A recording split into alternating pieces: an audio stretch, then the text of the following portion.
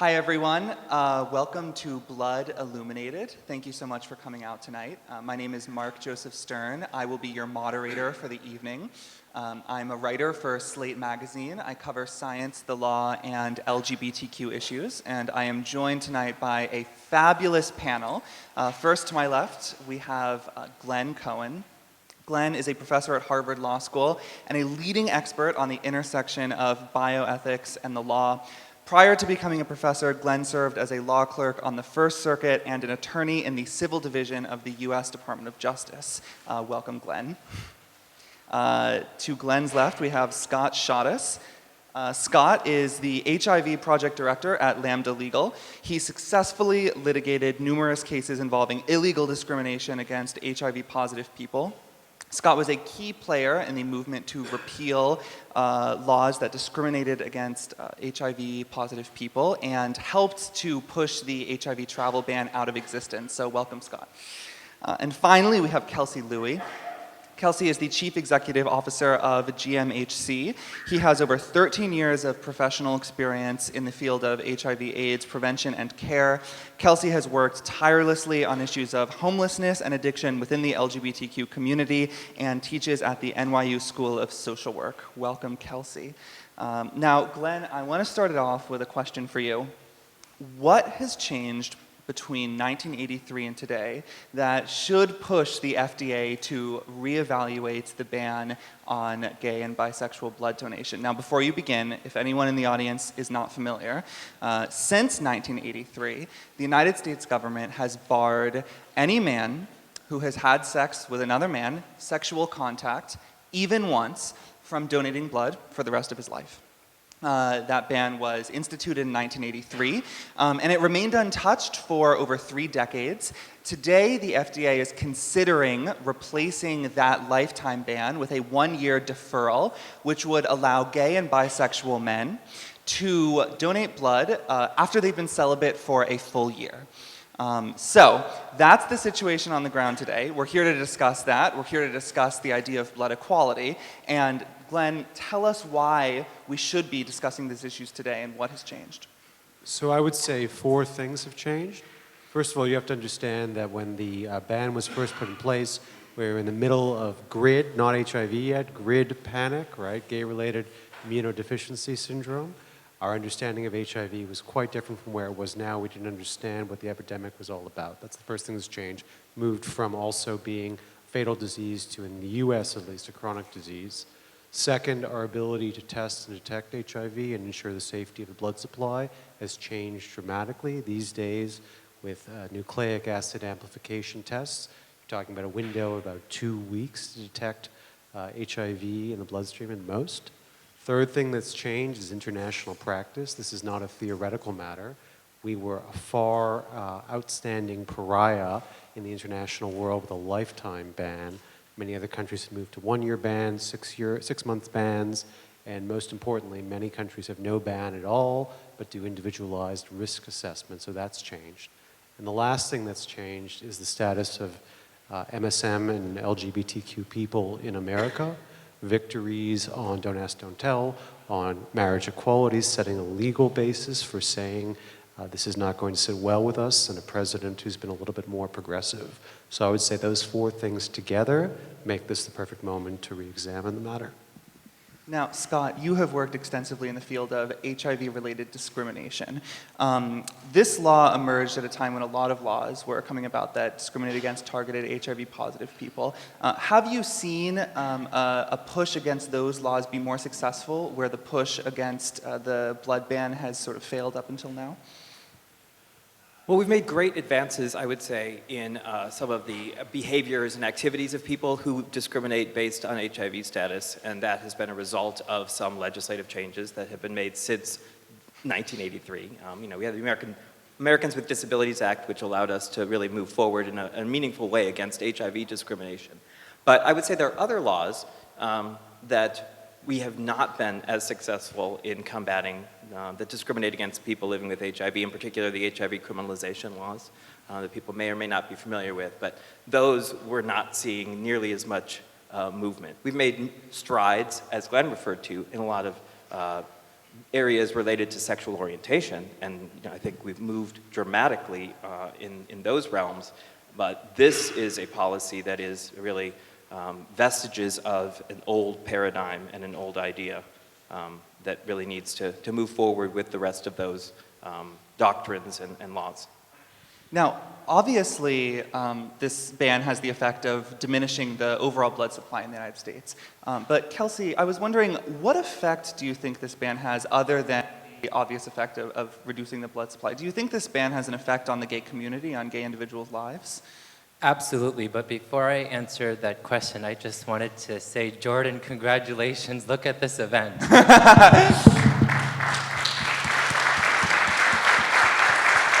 So, just so that you guys don't think I'm an absolutely terrible person, Jordan specifically asked me to minimize his role in this event, and in fact to not mention his name whatsoever, but now that the floodgates have been opened, I would just like to say Jordan is an inspiration to me. His artwork is extremely powerful, and we owe him a lot of gratitude in sparking this conversation. So thank you, Jordan. We really appreciate it.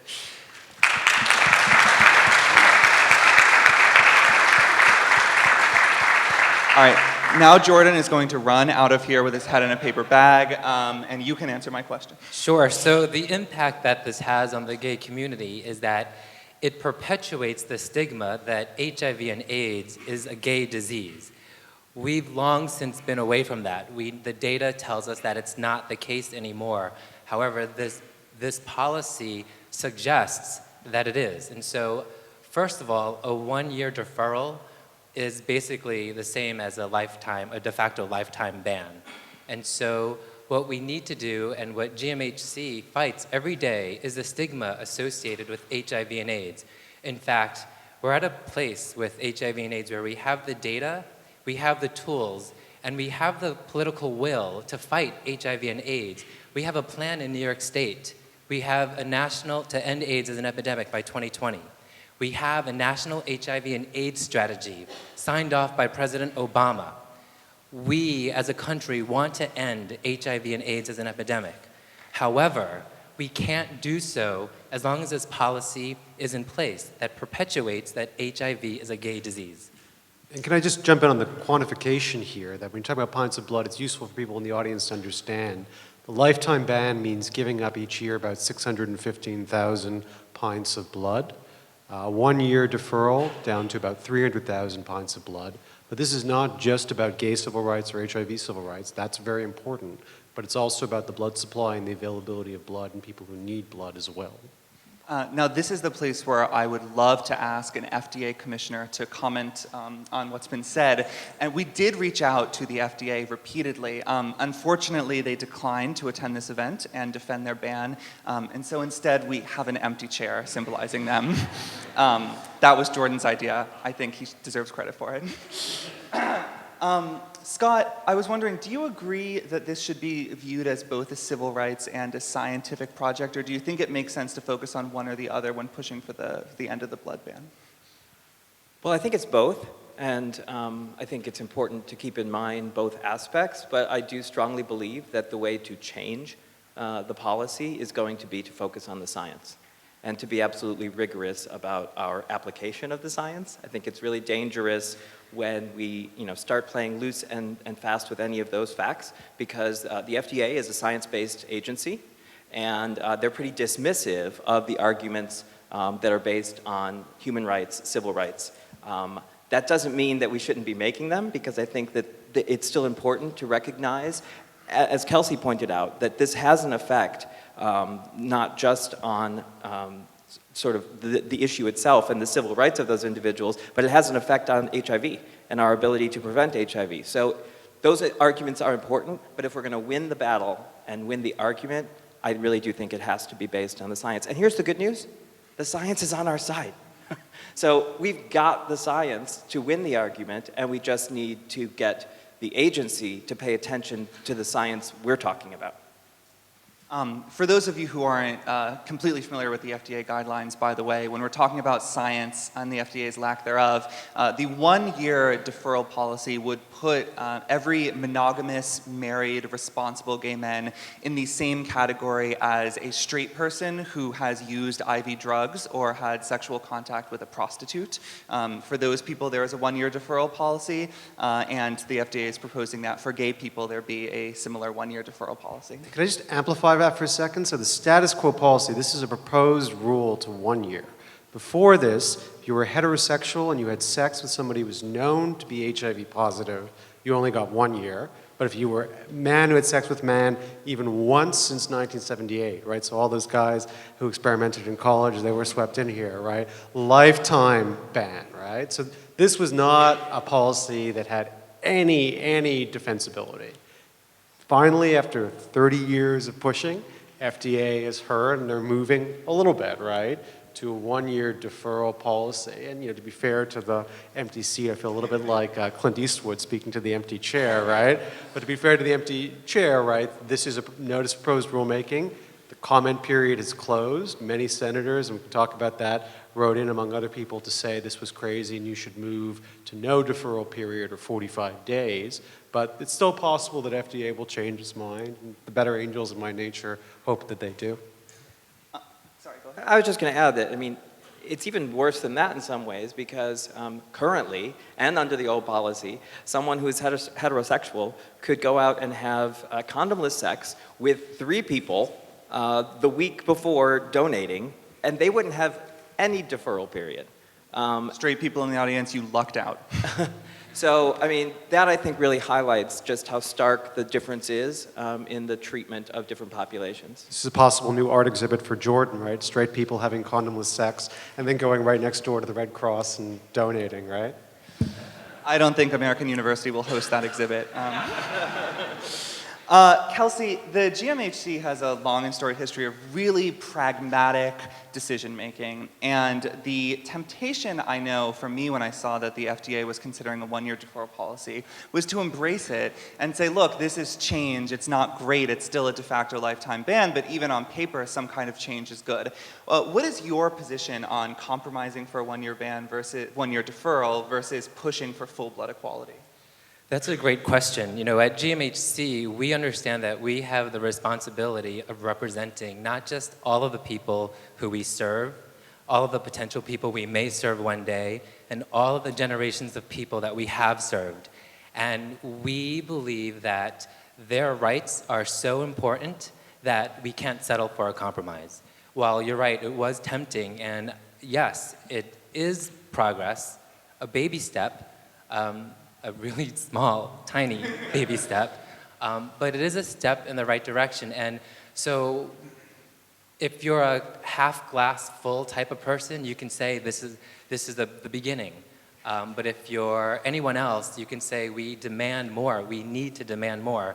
And GMHC has a long, successful history of demanding more. Speaking of demanding more, Senator Elizabeth Warren, some of you may be familiar with her, she wrote a letter to the FDA signed by a number of Democratic congresspeople urging the FDA to reconsider its lifetime ban, noting that the 1-year deferral policy may not be sufficient. So there is political movement on this front. Glenn, I'm wondering, do you think political movement will be enough to change a federal agency's mind about a policy like this? So, I should say, ironically, this is a little bit of a love the sinner, hate the sin moment for me, because I love FDA. I've written about them. I used to defend them. I think it's a great agency, but in its bones, it's an extremely conservative agency. And I think nobody wants to be the person that changes the policy, and then there is a problem that arises. So I think that it's just an institutional culture thing. Now, the fact that so many of our peer countries have made moves to 1 year and beyond 1 year, I think made FDA comfortable at this.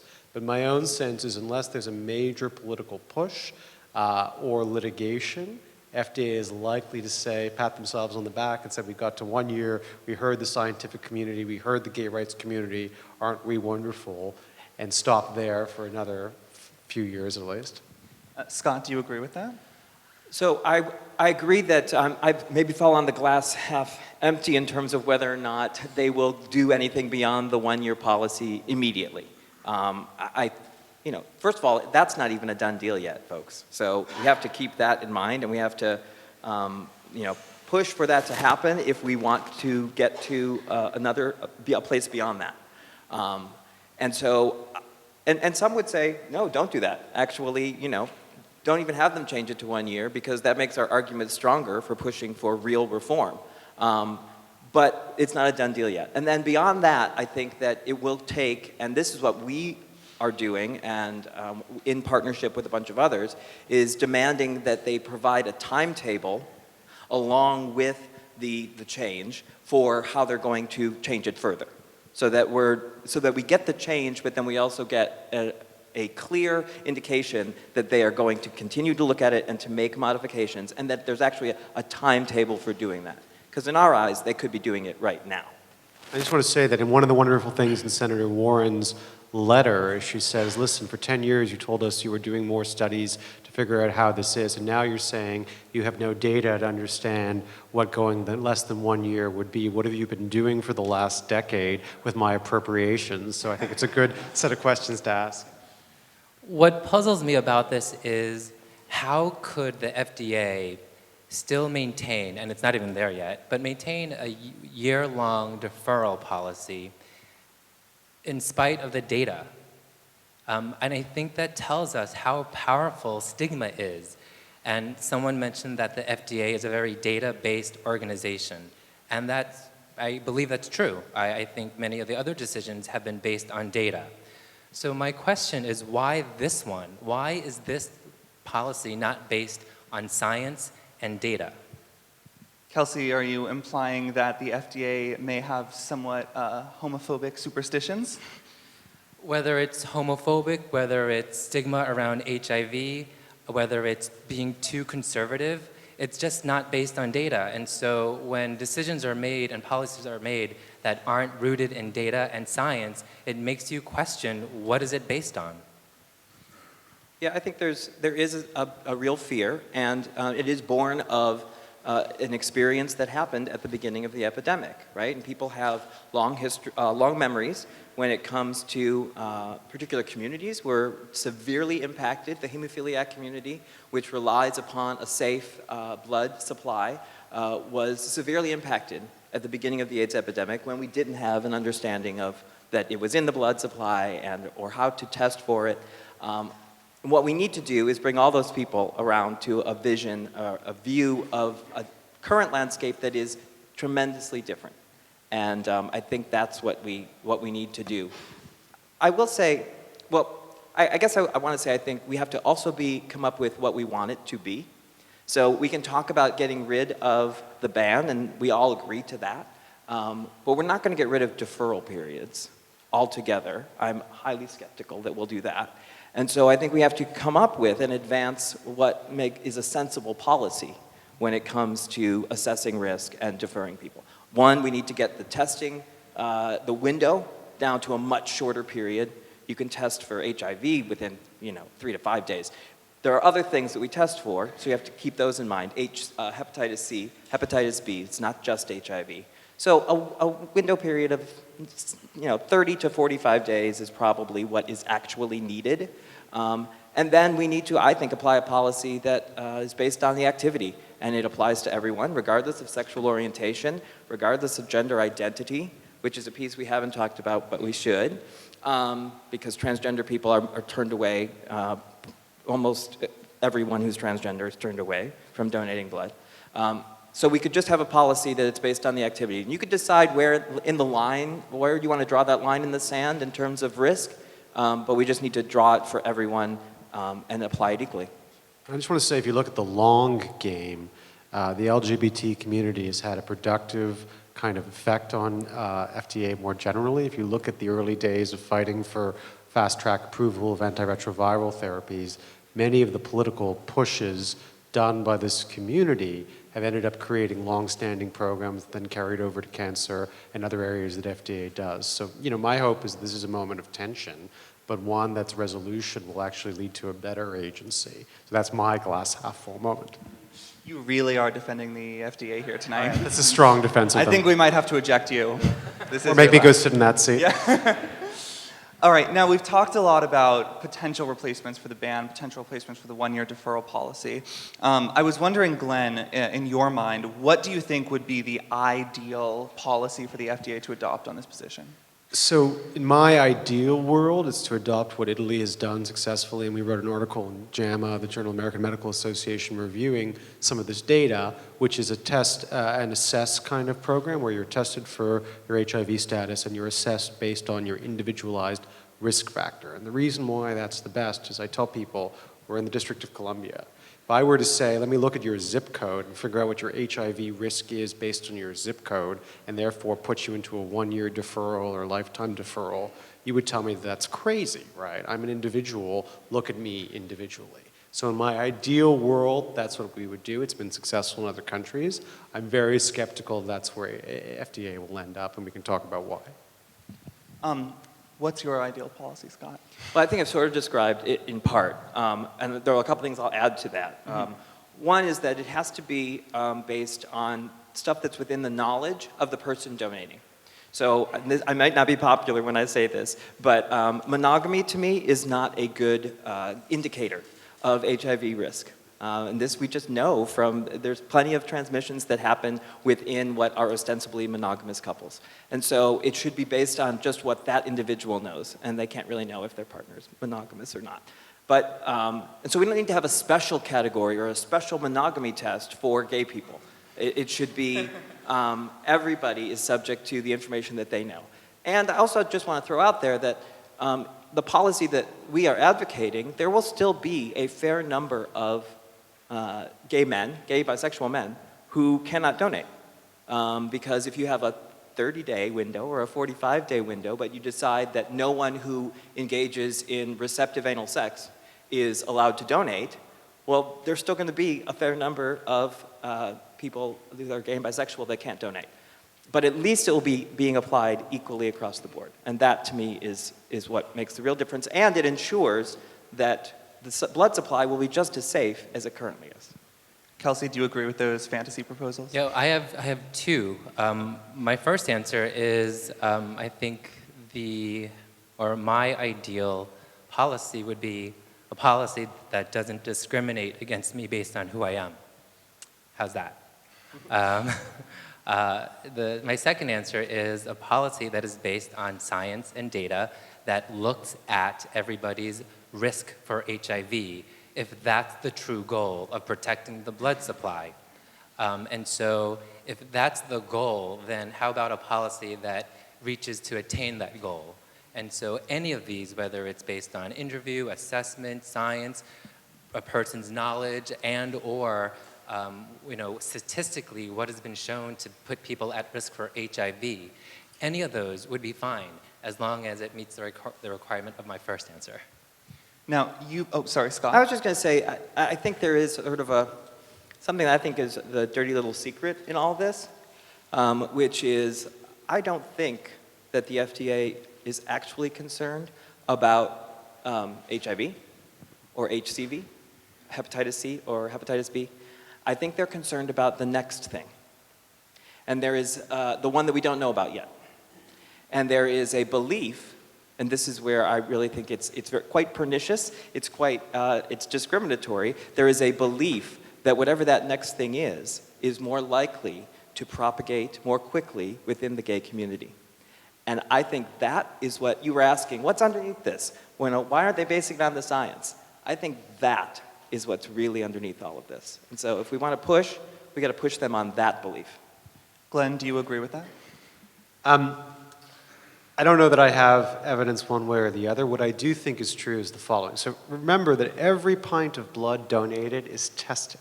So that's something that I think most people who hear these stories, they don't quite realize. I do think FDA is also concerned with the perception of the safety of the blood supply, which may be in variance to the actual safety of the blood supply. And they are concerned about how America will react. And that's why when I said, the changes in the social status of gay people in various rights and, Will and Grace and what have you, I think it has had a major change in that perception. And the idea that an American, an average American, will learn that MSM people can donate to the blood supply, I think is a very different feeling to them as potential blood recipients than it would have 15 years ago or 20 years ago. Can I play devil advocate for a second with you there, Glenn? And to sort of, if you can, answer what I'm saying, which is, how do you test for the thing you don't know about yet? So that's why I think that's what's really at play here, is you can't test, just like you couldn't test for HIV for the first several years. You can't test for the next thing. And do you have any thoughts about that? So this is an interesting possibility, right? I'm not saying you're wrong about it. If I had to figure out how would I test whether you're right or not, I would assume that that fear is common to regulators across the entire world. And yet it seems like the US FDA is way out in one direction. So if I ask myself, what is it about FDA as opposed to South Africa, Canada, the UK, Italy, Spain, right? It's not as though all of these places are more progressive than we are on these issues. To me, it's more has to do with an institutional culture which is geared towards conservatism. I'll also say that there's been a change in terms of the medical associations and what they've done. If you look at how every time this conversation's come up in the last 15 years at least, we're now at a place where the major medical associations that have what to say about the blood supply and the American Medical Association are all on board with getting rid of the lifetime deferral. And I think that that is significant to FDA. I think so too. And I just want to make clear, I'm not defending sort of what the FDA is doing. Right. I'm just trying to understand it or try to figure out what's underneath it. And I do think that that's part of what's underneath it. The other thing is, the medical associations, though, aren't supporting, at least not that I'm aware of, anything less than a year. And so maybe you can speak to something. So the comment period is open. One of the nice things about America is you can see all the comments that have been submitted and you can read the AMA's comment among others. I will say it varies a little bit with the association. The AMA disappointed me a little bit by coming in a bit more conservative. They don't say stop at 1 year. They say we definitely support 1 year. And then they're a little bit squishy. They're like, let's learn more, let's explain more, let's have more data as to why you're reaching this decision, guys, but not taking the stance that, whereas if you compare that to Senator Warren and Tammy Baldwin's letters, Fenway, Whitten Walker, other organizations, you'll see a much stronger consensus that the 1 year deferral is no good. So the AMA checked it out a little bit, I think. And just, I do want to correct myself a little bit. So the HIV Medicine Association is actually, and they know the most about this stuff, is actually in favor of a much shorter ban or deferral period than 1 year. But this is a huge change in and of itself. Like, just to say that where they've come from to where they are, it's not where we want them to be, but this in itself is a major step that I think it's easy to say they're not there yet, but it's also worthwhile to say this is a huge change that they deserve some credit for, even if not full credit. Kelsey, you had a comment? Yes, I think so. This doesn't address the what's the next big thing issue, but I think what the FDA also needs to look at other models that have worked. I think we mentioned things that are happening across the world. And donating blood is something that happens across the world, not just in the US. And so there are countries out there that have policies that are based on science and data that have proven to show fewer infections because of their new policies. And so there are models out there that work and that have been shown to be effective. And so I encourage the FDA and all of us to push the FDA to look at those models. Kelsey, I want to stay with you and ask, we are now in a new era of equality for the LGBT community. We're coming off a summer where we achieved marriage equality in all 50 states, and everyone is excited for the next big thing, but right now in the community there's chatter about employment discrimination, housing discrimination, not so much talk about ending the blood ban, maybe among all the people in this room, but if you go outside and talk to the average gay Joe on the DC street, he's not going to talk about the blood ban. What do you think it will take to get the community and to get the straight community and allies to really push to change this regulation to bring full blood equality to the United States? Well, I think the first step is awareness. I'm not sure that straight people are aware about this ban.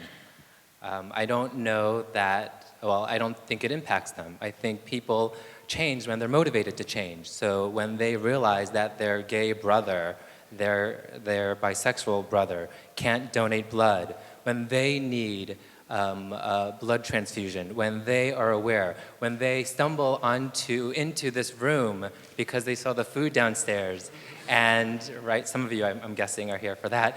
And you stumble into this room and you hear a conversation, or your friend says, "Oh, I saw this great art project." By the way, thank you again, Jordan. But I saw this great art project. I saw this thing on Facebook. I saw this poster, this awesome poster that says it's time for science, not stigma. This is how we start the change. And it all starts with one person. It all starts with one person, then it becomes two, then it becomes four, and so on and so on. So while that sounds like a really simple answer, I think sometimes the most elegant solutions are simple. Can I be cynical for a moment? Yes, please. That's what you're here for. I'm a law professor, part of the job description. So one thing that the one-year ban changes is that I think it actually bisects the community, in that many of our straight allies who may have had sex with a man once in their entire lifetime, which is a surprisingly large portion of the straight community, or the currently straight community. Some might say wonderfully large. Wonderfully large. I'm not going to comment on that piece of it.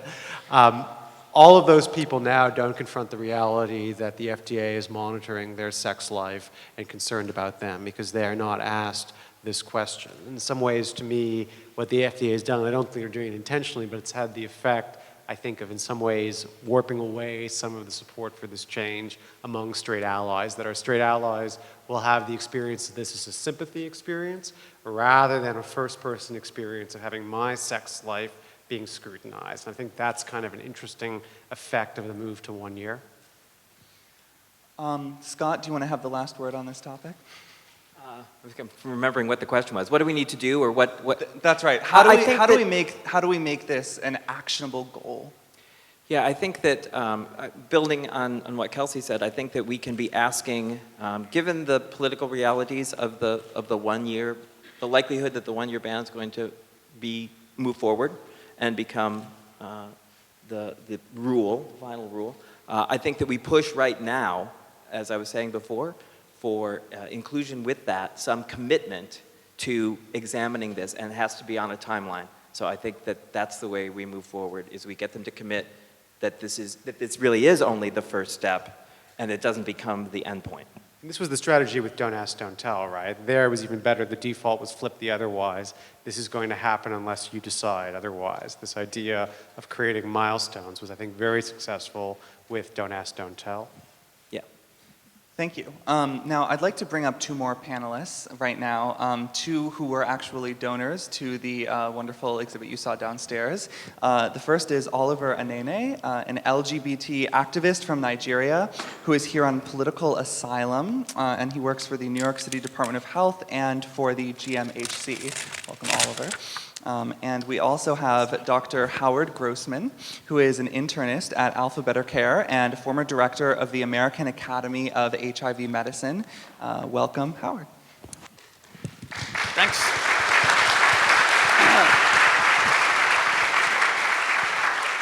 Now, Howard, I want to start with you and ask, as a doctor, what is it that inspired you to donate your blood to this project?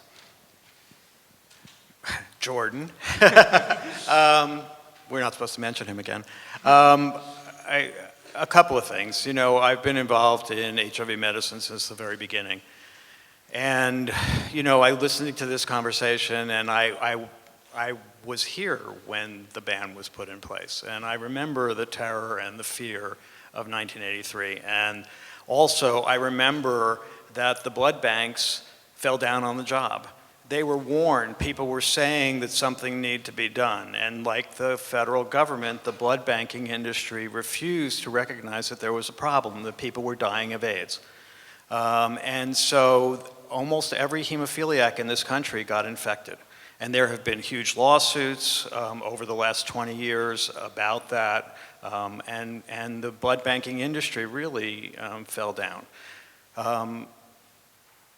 And one thing I want to say about this, you know, we've all talked about this in terms of its impact on gay people, but, you know, I grew up in the 50s and 60s, and I see some people who I think were my compatriots, and you remember that we all used to give blood all the time. I mean, it was something, I gave blood for the first time in high school. and everybody in a community gave blood, and you had these huge community blood drives, and I don't see that happening anymore. So I think that the fear of HIV and the fear of gay men and this ban has actually impacted terribly our desire as a community to give blood. And that needs to change. And I think that that's part of what will help to change this. I also want to say to Scott's point, because I think I've heard that same thing about the next big thing. But you know, while I was sitting here, I realized the next big thing already happened, and that was Ebola. And guess what? Our blood supply was protected because we have the technology now to test for things like that and to protect us. So I think in many ways, we've already been through it, and we have an argument to throw back at them.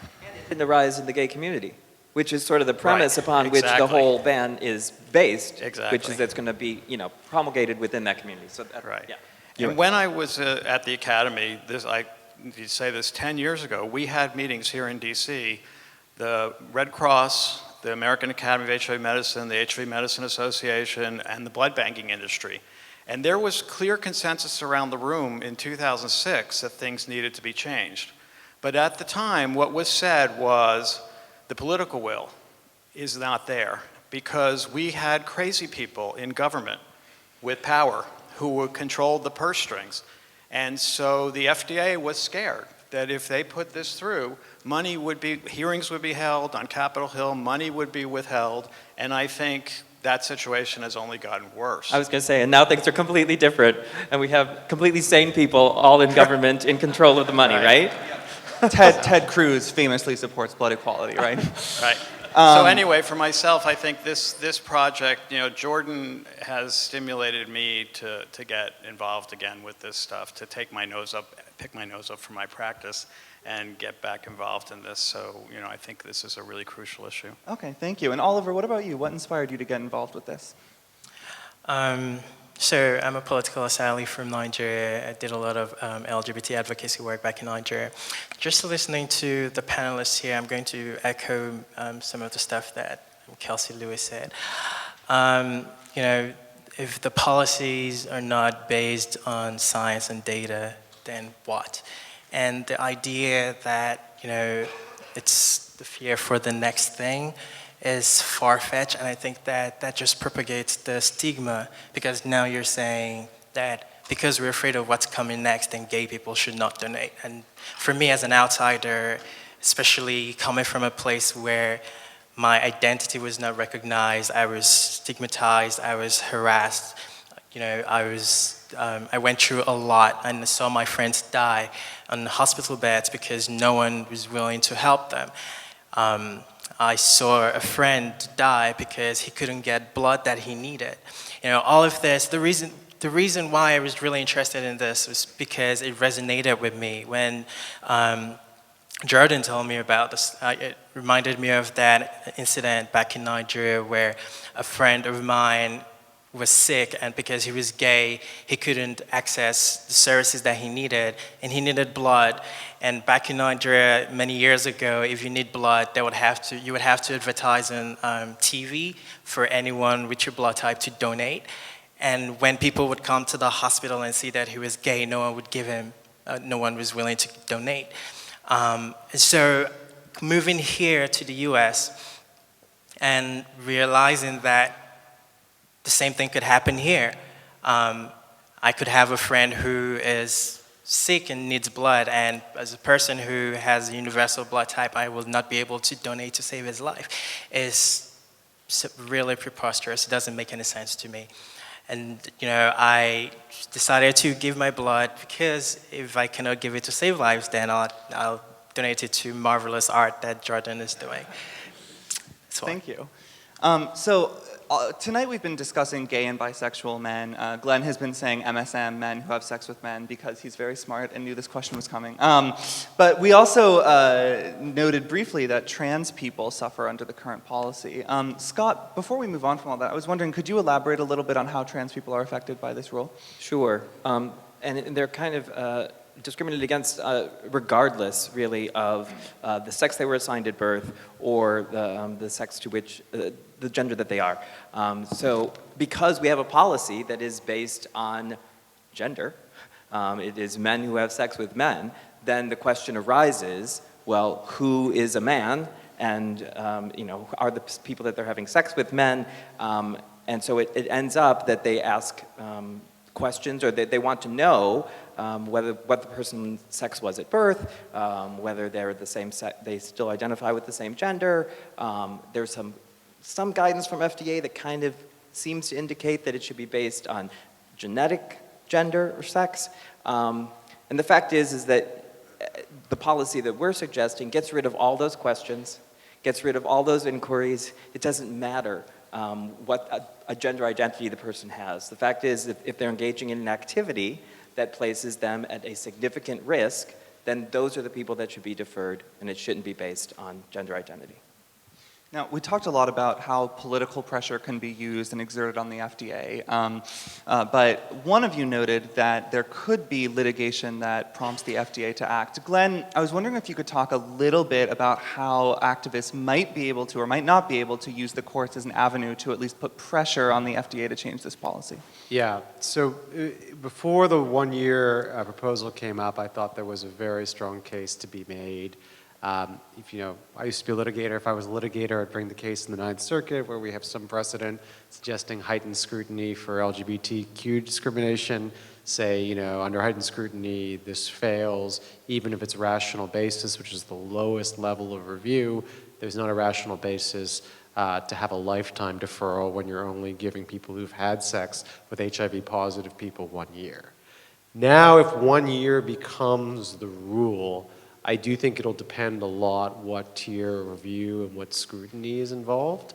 And I also wonder, and I'm curious to my colleagues who are gay rights litigators looking to my left over here, if I were thinking about what the next case I want to bring to get that heightened scrutiny rule kind of in place and really embedded, I'm not sure this is the most appetizing case, because I tend to think that courts will often defer to FDA much more than they would some podunk, stupid state law that discriminates. So my own sense is that the litigation route, I'm less optimistic if we move to 1 year to get rid of 1 year, but I'm curious what other people think.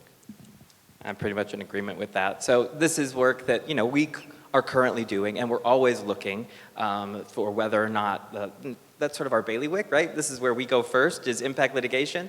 So we're always looking for whether or not there's a solution through the courts. And for years, this has come up periodically to think about, is this the way to go? And we've always come up with a no answer on it, even when the lifetime ban was in place, for a couple of reasons. One, you have to come up with a way to actually get at it legally. There is no right to donate blood. And there's no statutory right to donate blood that is protected. So really you'd have to be going at it through an administrative procedures claims, basically saying that the rules that the FDA is putting in place are ridiculous, arbitrary and capricious. And that's a hard standard to meet. And then when you come to something where it involves public health, and you have the officials who are charged with protecting the public health and protecting the blood supply on the other side of your piece of litigation, I think a judge is going to be really reluctant to step in there. And even if we did succeed under the when the old policy was in place, it's still going to be kicked back to the very same FDA to set the new rule. So then you're going to be dealing with an agency that you've now been litigating against. Maybe not the best way to try to affect the change we want to affect. Kelsey, do you agree? I think all that is great. I think also what needs to happen is that we need to, and this of course is the long approach, is to get the right people in the spots that make decisions. And so that's why, and we can broaden this conversation to all of our rights and exercising our rights to vote, and I won't get on that platform, but I think it's important that we do exercise our right to make sure that the right people, and right, I get is a subjective term, but I think most of us probably might be able to agree on right for this conversation, who the right people are to make these types of decisions. Again, I'm going to urge that we continue to talk about making decisions based on science, data, fact, and other successful models. Absolutely. Can I add one thing? Absolutely. As sort of an advocate who's been working on this issue, and Lambda Legal's been working on this issue since the ban was put in place, really. And I've been working on it since I got to Lambda Legal. And I will be there fighting this fight for as long as I'm involved. But I guess what I'm asking is that people comply with the policy, whatever policy is in place. So there is this sort of sense, I think, in some quarters of the community that this would be a place to engage in civil disobedience. And there are some people that actually right now they know donate in contravention of the lifetime ban. And I just want to put it out there that it would be a disastrous thing for the advocates and for our ability to advance this further changes through the FDA if people go out and start donating just because they think they're safe, because then they're donating, there's no deferral policy for those people. If we end up with an uptick in transmissions or even maybe detections of HIV in blood donors as a result of this change to 1 year, it's going to be really hard to get them to move further. So I just want to throw that out there as a word Yes, of... Howard? Can I just throw something out for a second? I think that that's absolutely very true. On the other hand, there are men who have sex with men who are giving blood. They generally are not gay identified. They don't know about the ban. They're walking into blood donation places and they don't think of themselves as men who have sex with men. And so they say, no, I didn't. And those straight people you're talking about who had sex in college, I guarantee you they're walking in when they have a company blood drive and they're giving blood and they're saying they don't have sex with men. And guess what? How many transmissions have there been of HIV in the blood supply in the United States in the last 20 years? None. None. Right, that's so, I think and this has been going on. So again, the data needs to be collected, and you're right, this isn't an issue for civil disobedience, but we have to really deal with the reality of what's been going on here for a long time. But I will say one of the points that FDA makes in its notice of proposed rulemaking is the reason why it's not going further is they say, we think behavioral screens are unreliable and that there's some evidence that many people don't comply, don't answer the questions truthfully, right? Now, you might say, well, they don't answer any of the questions truthfully, so what's the difference between this, that, and the other? But I do think that there is this concern that it's for people who are opposed for secular, orthogonal reasons to relaxing the ban, that this is a point in their favor that will be used in evidence against it. But you ask the right questions, and you might actually, and I find this in the exam room every day, and people actually do answer truthfully. So if the ban was based on, have you had condomless sex in the last 40 days, 30 days? I mean, the tests do become positive now within 21 days. But so whatever number you put, have you had condomless sex in the last period, then you should defer giving blood. That is, condomless sex, and you're not on a biologic intervention to prevent HIV, like PrEP. Okay, so if the answer to that is yeah, I think people will be able to answer that yes in a very clear way, and I think you'd get truthful answers. That's where they really need to be devoting their resources, is into developing those questions and developing that questionnaire, because they haven't done the work there. And there are problems. Like, we could all answer that question in this room, but you get into other parts of the country and other, life experiences, and those questions become, they're interpreted differently. And I think part of it is they don't want to ask those questions of, a woman who's married in Kansas.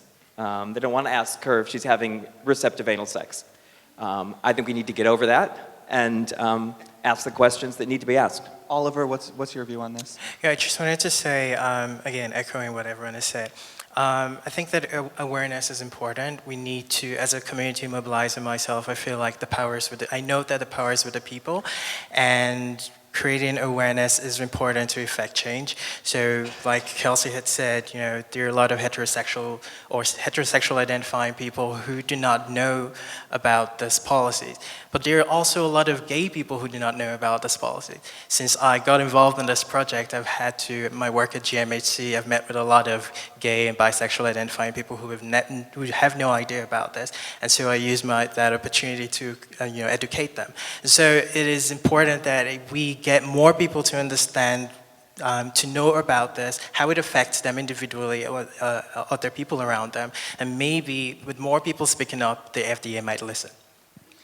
So we have time for just a few questions. So I want to open it up to Q&A. And do we have a microphone?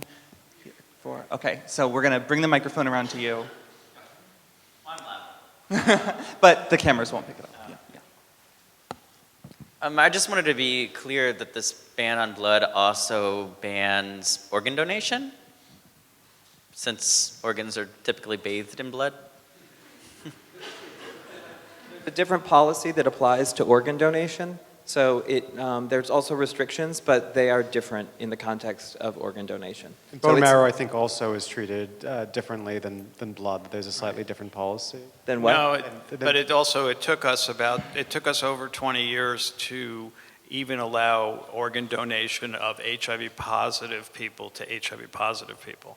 So there's been a tremendous resistance in general in that. All right, we have another question in the back. Hi, this is just a question for the attorneys.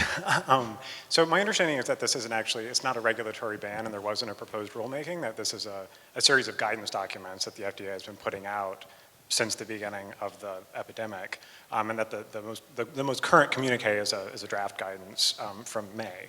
And given that that is not actually, so I don't know if there's been enforcement based on that guidance, but I think as an attorney, one of my questions, if you're trying to litigate against this, is you don't even have a final action by the agency.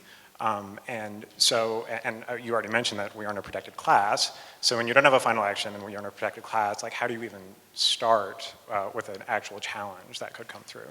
Yeah, so somebody has brought a lawsuit, I think some young kids somewhere, and I have mixed feelings about this because this is the same story we had with marriage equality, about leave it to the professionals versus, but my own impression is, first of all, if you try to bring an action now before the final rulemaking, it gets kicked out very easily under the APA, right? It's not ripe for review yet, bye-bye, right? So we need a final rule to begin with. But then you need to have somebody so if I was setting up a litigation, I would have a willing recipient, someone who wants a blood donation. I would bring it on their behalf because that's a much more sympathetic case, right? Try to get maybe a priest, that would be great, right? The best kind of client to have bring the action. And, I would then bring a lawsuit saying that the action is arbitrary and capricious under the APA and also violates the Equal Protection Clause. But to do that, you're going to have to either convince them that this is a protected class or a semi-protected class and getting some heightened scrutiny, or that the one-year rule can't survive rational basis. And although I am an enemy of the rule, I think it is irrational and stupid. I don't think it actually violates the rational basis review under the US Constitution. I wouldn't go that far, and I think the court would see it that way. Yeah, and I think part of what you were asking, this kind of gets into legal weeds a little bit, is that this is guidance. It won't even become a rule. There will not be a final rule. It will be final guidance. And it's harder to attack guidance than it is to attack rules. So that's another problem. And I just want to throw in that there are downsides to losing in a case like that. So we can talk about it and sort of throw it out there as, oh, well, you should just try it. But if you have losses, those can be much more difficult to come back from than if you push the policy through policy making. We have time for one more question. First of all, I want to thank you guys for doing what you're doing. I think it's amazing that you're on the forefront of this issue. My question, I don't even know if it's a question, and it's a little bit of a hearsay thing, but 18 months ago I had the unique experience of having a really dear friend of mine become HIV positive, and through the course of going with him to doctor's appointments and walking him through that, I became very educated about, what it means scientifically. And I also want to say that my hero is Michael Shermer. I don't know if you know who he is, modern day philosopher, publisher of Skeptic Magazine. He's all about science, logic, reasonable thinking, critical thinking. But there's no doubt but that stigma, fear, we would love it if everything was science-based in our country. But the reality is the majority of it's not.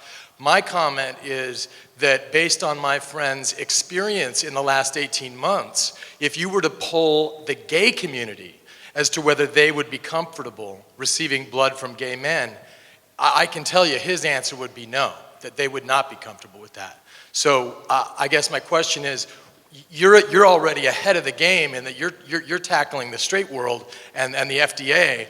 What about starting where we are? What about educating our people? Kelsey, do you want to answer that? Sure. Well, I don't want to answer it, but I will. Kelsey, you must answer it. So you're absolutely right. Unfortunately, there is stigma within the gay community. We hear it all over when we use the word clean. Are you clean? And they don't mean, did you take a shower? And I wish they did. But so it's really hard. You're right. You're absolutely right. How can we expect our straight brothers and sisters to not have stigma if we're perpetuating it ourselves? So absolutely, we need to start there. And unfortunately, it does exist. And so I think it's words like clean, it's questions like this. And so again, why wouldn't somebody feel comfortable accepting HIV positive blood or blood from a gay man? Someone who is at low risk for HIV, someone whose blood is tested, or we can carry it even further, and the stigma around having sex with someone who is HIV positive, if you engage in non-risky or low-risk behavior when that person is on medication and is undetectable. So undetectable meaning that the virus can't be passed. So the education needs to start there. The education needs to happen in this room. The education needs to happen with the younger generation. And it needs to continue. Yes, absolutely, 100%. It needs to start in the gay community. And can I just quickly? Absolutely, yes. Let's face it, the biggest threat to the blood supply is hepatitis C. And who is the biggest reservoir for hepatitis C? Heterosexual baby boomers. Okay, and hepatitis C is an enormously bigger problem than HIV and affects millions and millions more people. But we don't see any ban there at all. And we also don't see a lot of education. I've been told two things. Number one, if you're tweeting or Instagramming this, please hashtag blood equality so we can collect all your wonderful tweets. Number two, we actually have time for one last question. So does anybody else have a question? Yes, in the back. Hi, my name is Wes Young, and I run a student organization on campus called Red is in the Rainbow. And what we do is we work to raise awareness of the MSN blood ban by holding drives here on campus. And we have a drive coming up on December 2nd, and we'd love to see all of you there, whether you can legally donate or not. We would love to have your support. And you can find us on Facebook and Twitter at Red is in the Rainbow. Thank you. Thank you so much, and thank you to all of our wonderful panelists.